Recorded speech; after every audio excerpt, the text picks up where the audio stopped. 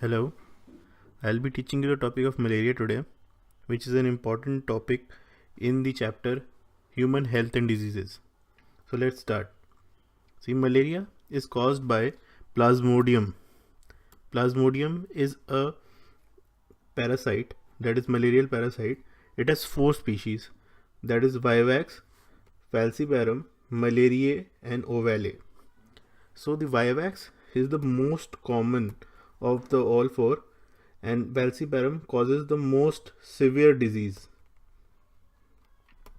and Ovale is the rarest. It is rarely seen in humans. So the vector is fecal anopheles. Vector means the one which transmits the disease.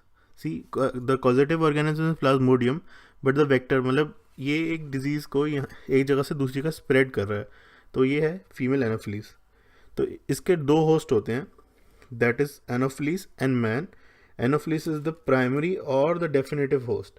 इसमें क्या होता है कि female anopheles में sexual reproduction होती है इसकी, ठीक है, मतलब इसके बिना इसका काम नहीं. तो प्राइमरी और डेफिनेटिव मतलब it is the most important host, and secondary host is the man और इंटरमीडिएट होस्ट, इसमें एसेक्सुअल रिप्रोडक्शन होती है.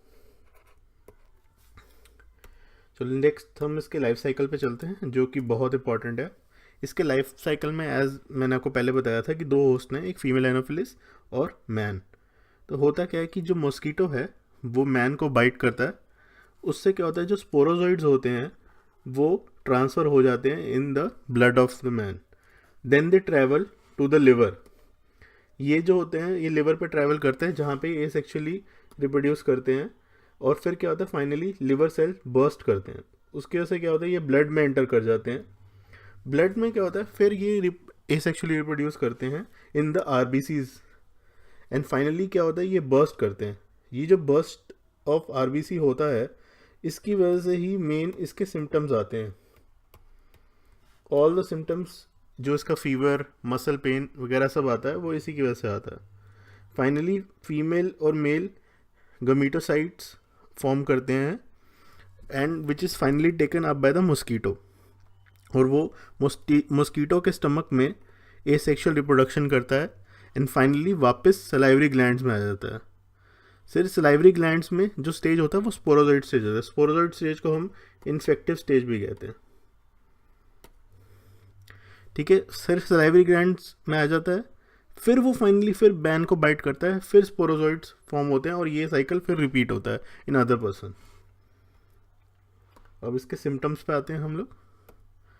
इसके जो सिम्टम्स होते हैं वो generally 14 days from the bite आते हैं, बट ये डिपेंड करता है स्पीशीज़ के ऊपर. बट जनरली हम इसको लेके चलते हैं कि 14 डेज़ के बाद ये सिम्टम्स आते हैं, जो कि होते हैं मस्कुलर पेन, हेडेक, फीवर और चिल्स. और जो फीवर होता है वो एवरी 48 आवर्स अकर होता है, बिकॉज वो साइकिल जब कंप्लीट होता है, जब आरबीसी बर्स्ट होते हैं तब वो फीवर आता है, फिर अगला साइकिल फिर 48 आवर्स के बाद कंप्लीट होता है तो फिर फीवर आता है, ठीक है. ये बहुत इंपॉर्टेंट है. और उसके बाद आप प्रिवेंशन में आ जाओ. इसके प्रिवेंशन में 3 मेन स्टेप्स होते हैं, जो कि एक होता है रिमूवल ऑफ स्टैग्नेंट वाटर, जिसमें हम कहते हैं कि जो खड़ा हुआ पानी है उसको रिमूव करो जैसे, और अपना कूलर का पानी रेगुलरली चेंज करो. ये आता है रिमूवल ऑफ स्टैग्नेंट वाटर में. फिर मस्कीटो नेट्स, ये जनरली क्या होता है मस्कीटो बाइट्स को प्रिवेंट करने के लिए.